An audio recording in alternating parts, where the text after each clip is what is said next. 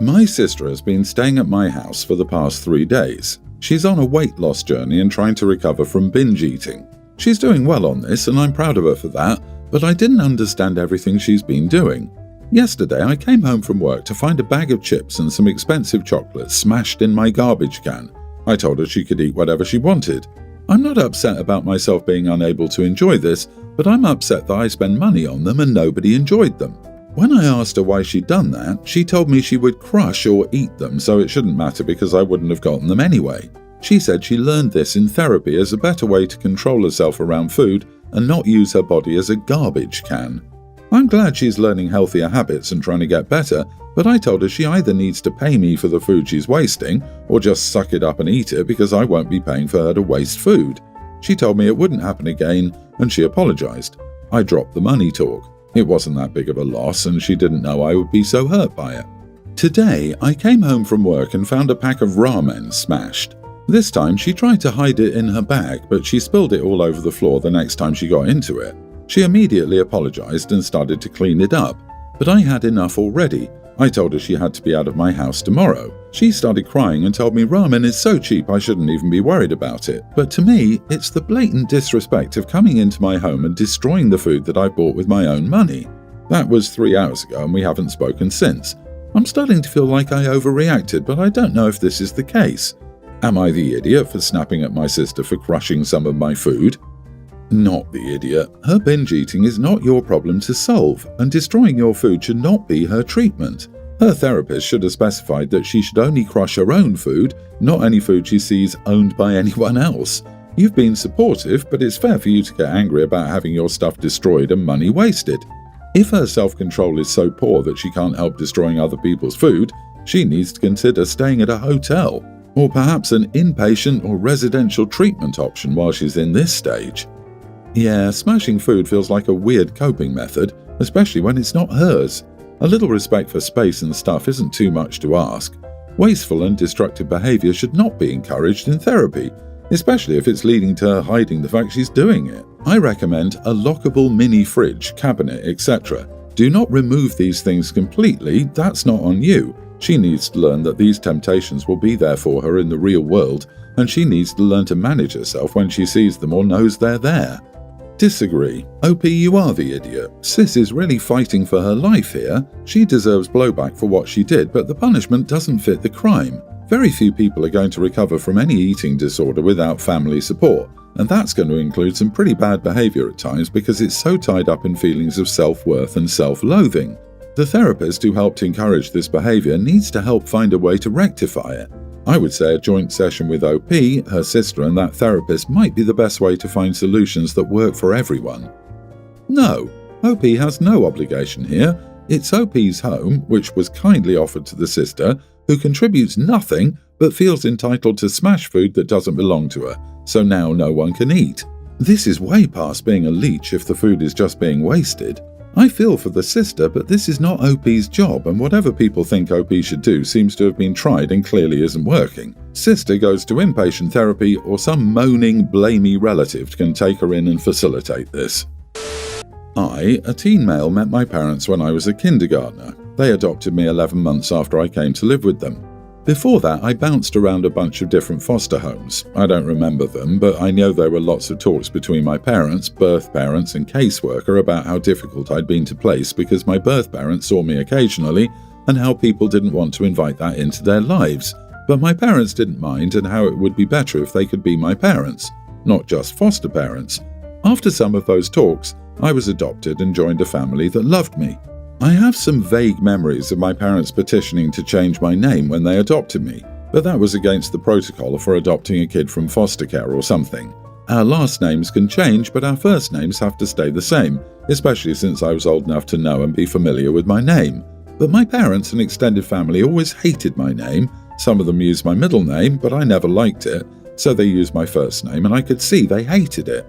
A few months ago, my parents brought up my name and how they feel like I'm old enough to hear that a name could hold me back and cause me to not be taken seriously. They brought up the comments I've overheard others making about my name and told me that it won't stop when I'm an adult, and it might be worse because people will expect a more serious name from a grown man or a more official legal name. They wanted me to request a first name change and say it was my choice. They said they had some ideas and we could work together. My extended family was in favour of it and encouraged me to go for it. I told them I didn't want to change my name and that I liked my first name at least. They asked me to think about it some more, but I didn't need to because I don't care if people hate it or treat me differently. My name is just my name. People can hate it or love it.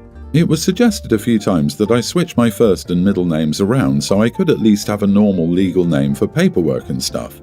They did give me time to think it over but still bring it up, and I still don't want to, and I said that. But I can see everyone's getting frustrated with me. My dad told me to think about my working life and how I would get a lot of crap from other men for my name, and it's hard to have them forget if I don't change jobs a lot. I hate that they're unhappy with me. I haven't talked to anyone about it, and I don't want to make more drama out of it, but I hate feeling like they'll be mad if I don't change my name. For those who ask, my name is Wolfie. That's not short for anything.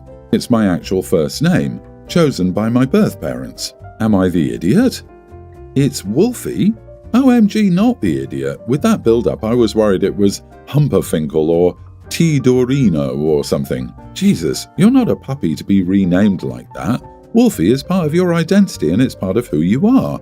Your name is fine. It's cool. I was thinking about Tallulah Does the Hula from Hawaii, who was not from Hawaii, and the courts had to step in and let her change her name. Wolfie is fine. These adoptive parents are making a terrible mistake, OP. You have a right to your name of choice, and you've been so displaced during your life you especially deserve whatever identity you choose. By the way, I find nothing off-putting or weird about your name. So what? It's a bit unusual. Many people have unique names. I've run into a lot of people with different names ranging from hippie style, Moon, Stormy, to traditional names from their culture. The only one I ever thought that the poor guy saddled with it should change was Romeo. He said the jokes were incessant, more so as he became an adult. OP, just tell them your name is the one thing that has been with you your whole life and you like it. Wolf is a popular name in European countries like the Netherlands, Germany and Poland. It can be short for Wolfgang, Amadeus Mozart, or a full name. If they want him to change his name, suggest Wolfgang or Wolf. Malicious compliance at its finest. He chooses a more mature name and keeps Wolfie as a nickname. My girlfriend, 36, and I, 39 male, have been together for 10 months, and we generally have a great relationship. We're different, but we do have a shared interest, which is wrestling, and we've gone together to a live event before, just a local promotion. A few weeks ago, AEW came to our city. I was super excited and mentioned multiple times how much I wanted to go. My girlfriend never really said much about it, so I assumed we'd watch it on TV like we usually do. Well, it turns out she bought 2 tickets, but instead of inviting me, she took her male co-worker. I only found out because she casually mentioned it a few days later and kind of stopped halfway through because she realised she messed up. I was confused, and after a half-hearted denial, she told me she'd gotten tickets and gone with her co-worker. I was angry. I asked her why she didn't take me, and she just shrugged and said, "Well, he's a huge fan too, and I figured you'd be fine watching from home." When I told her it hurt that she didn't even consider inviting me, she said I was overreacting and that she's allowed to have friends. I asked why she'd hid it from me. She said she was going to see her dad, and her reasoning was that she knew I'd be annoyed. I told her I needed some space, and I've barely spoken to her since. She thinks I'm being childish and that it's not a big deal. But to me, it is a big deal, and she deliberately excluded me from something we both love and chose another guy instead. I'm also worried about something going on with this guy, because why would she keep it from me? I don't drink and this guy does, so maybe she finds me boring. She denied that though. Am I the idiot for not talking to her because she took her male co-worker to a wrestling event instead of me? I'm worried that she'll leave because I really love her, but if there's something going on, then I guess it's probably for the best. I'm so angry and hurt. I just can't fathom why she'd lie. So she bought tickets for an event she knew you'd love, took some other guy to it, and then lied about what she was doing so you wouldn't know. And when she's caught out, she sneers that you're being childish and it's not a big deal. Dude, your girl went on a date with another guy and you're worried about if you're the idiot? Buddy, do yourself a favor and move on. She is, without a doubt, in or working her way into co-workers' beds. If you want a relationship with her, you have to walk away or she will lose all respect for you. Sounds like that may have already happened anyway. She's garbage. I'm a lady. My thought is she found her back burner man. If you two don't work out, she's dating him. In fact, she went on a whole date and tried to keep it a secret. You're not talking to her because she betrayed you. It should be a breakup. That's the only thing wrong with your train of thought. Why are you still together? You need to build up that self-esteem. The only way this could be okay in other relationships is if she told you about it, it was a work event, or if he was already part of her friend group and a bunch of them went. But no, she bought 2 tickets and invited him. Wake up. Instead of waiting for her to leave you, just break up with her already. I, 29 male, am getting married to my fiancée, 27 female, in 2 months, and we've been planning this day for over a year. My younger brother, 26, and I have always had a strained relationship. He's the golden child in our family. Our parents have always excused his behaviour, no matter how bad it was. Last year at my engagement party, he got intoxicated and made an announcement in front of everyone, saying that he didn't approve of my marriage because my fiancée is too controlling. Translation, she calls him out when he acts entitled. He then proposed to his girlfriend on the spot, stealing the moment entirely. My fiancée was on the verge of tears. I was furious and told him he was out of line, but my parents begged me to let it go because he was just intoxicated and excited. I reluctantly moved on for the sake of keeping peace. Fast forward to last week, he calls me, intoxicated again, and says, "Hey, I have an idea. What if I make a funny speech at your wedding? Like, just roast you a little." I told him absolutely not and that I didn't trust him to behave. He got mad and said I was taking things too seriously. So I finally told him he's not invited. I can't risk him ruining my wedding as he did our engagement party. My parents flipped out, saying I was being cruel and that family forgives. My relatives are messaging me, telling me I should just give him another chance. Am I the idiot for standing my ground? Oh yes, because nothing says family forgives quite like hijacking someone's engagement party, publicly declaring their relationship unworthy, and then pulling a surprise proposal stunt like a Walmart brand reality TV villain. Honestly, how many chances does your brother need? First, he gets intoxicated and makes your engagement party his own personal talent show, and now he wants a live mic at your wedding to roast you. Yeah, sure, because nothing enhances the romantic ambience of a wedding like an intoxicated best man rejecting doing his best Comedy Central impression. If your parents are so insistent on forgiveness, they can throw him his own wedding party to ruin, maybe set up a special intoxicated and entitled section at family gatherings just for him. But your wedding? No, that's your day, not his second audition for America's Got Bad Decisions. So no, you're not the idiot. You're the bouncer at the VIP event that is your own wedding, and the guest list is officially free of human liabilities. Sounds like OP is going to save on the cost of a few dinners. The parents will threaten not to come for the sake of their baby boy. You're not the idiot. Your brother doesn't need another chance. He needs a wake-up call, and you just gave him one. Weddings aren't open mic nights for entitled siblings who mistake other people's milestones for their own spotlight. However, if you want him there, make sure someone is assigned to look after him. Assign at least 2 people, ushers probably, to keep an eye on your brother.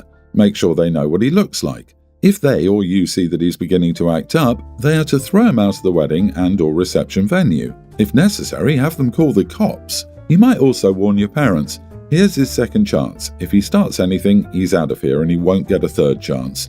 God bless and keep you and your fiancé. My girlfriend has deep-seated trust and insecurity issues that I've had to deal with throughout our relationship. But now she's trying to set a boundary that I feel is controlling and unreasonable. She says that if I'm watching a movie or show and a naked woman or an intimate scene comes on, I need to look away, kiss her or do something to prove my love and respect for her at that moment. If I don't, she sees it as disrespectful. For example, if I'm watching Game of Thrones and that scene appears, she expects me to avoid looking at the screen, or else, to her, it means I'm being inappropriate or inconsiderate of her feelings. I love film, and I feel like this is a huge red flag. I never brought up this topic, she did, and when I disagreed with her, she accused me of being desperate. To me, it feels like manipulation and control, and I don't think this is a fair expectation in a relationship. Now, I won't claim to be the perfect boyfriend, but I've never cheated on her or given any reason to doubt my loyalty. These issues stem from something much deeper before we even met. We've been together for a year and this has been an ongoing struggle. Her insecurities, jealousy, sometimes outright, sometimes subconscious, and trust issues have caused constant conflict between us. And when I try to talk to her about it, she completely denies it. She won't even acknowledge that she has these issues. At this point, I feel like I'm suffering in this relationship. I feel controlled. I feel her boundaries end where mine begin, and this just doesn't sit right with me. But I also don't want to be unfair or dismissive of her feelings. So, am I the idiot for refusing to follow this so-called boundary? P.S. Every time this happens, I try to leave and we end up breaking up. But then she tells me that she'll work on her insecurities and fix things. It feels like a cycle. She says she'll change, things get better for a bit, and then it bursts back up again. And when it does, it only worsens her trust issues and insecurities in the long run. Not the idiot. She needs therapy and you need a new partner. This isn't a boundary, it's control. A boundary would be her choosing not to watch those scenes, not forcing you to look away like a guilty child. Her insecurities aren't your responsibility to manage, and her lack of trust is her problem, not your problem. Oh honey, this will be years of you all running in circles until you finally break up for real, or even worse, have a kid and break up. These issues don't go away, even if or when you comply with the current boundary, control or demand. Unless and until your girlfriend does some hard personal work, likely with the help of a good therapist, her insecurities and trust issues will keep finding new and ridiculous ways to manifest themselves. Whatever you do, do not take her to a museum. What on earth will you do if you see a nude painting or sculpture? Not sure how old you and she are, but immature does not even begin to describe her behavior. As well as insecure, what she's doing is gross and manipulative. It makes every movie some weird test of fidelity. A movie is a movie. She has more than just deep-seated trust and security issues. OP, time for a final, irrevocable breakup.